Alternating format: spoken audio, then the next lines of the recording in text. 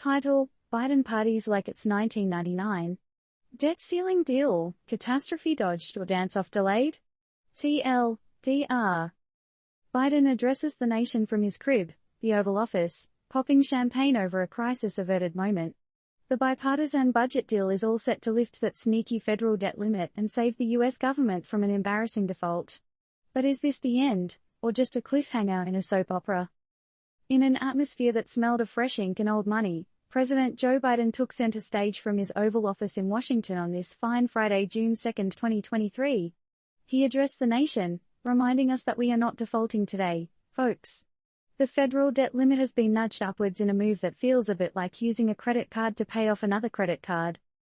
But hey, let's focus on the positive. A US government default has been averted. You can hear the collective sigh of relief from Wall Street to Main Street. Or was that the sound of Kim kicking echoing off the marble floors of the Capitol? President Biden, perhaps channeling his inner prince, seemed to be saying, "We're gonna party like it's 1999. Or at least like it's a time when the threat of government default didn't loom like a gargoyle over the economy." The term crisis averted was the phrase du jour, used with all the subtlety of a victory lap. But has the crisis truly been averted, or just nicely gift-wrapped for a future date? Certainly, the move buys Uncle Sam some time, and the financial markets can breathe a sigh of relief. For now.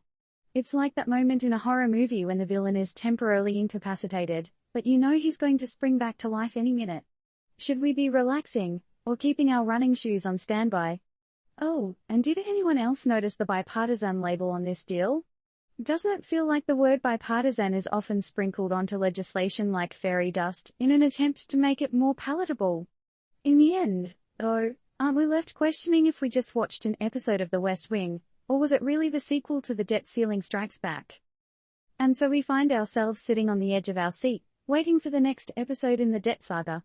Because let's be real, isn't the debt ceiling a bit like a bad Netflix series, the kind that gets renewed season after season?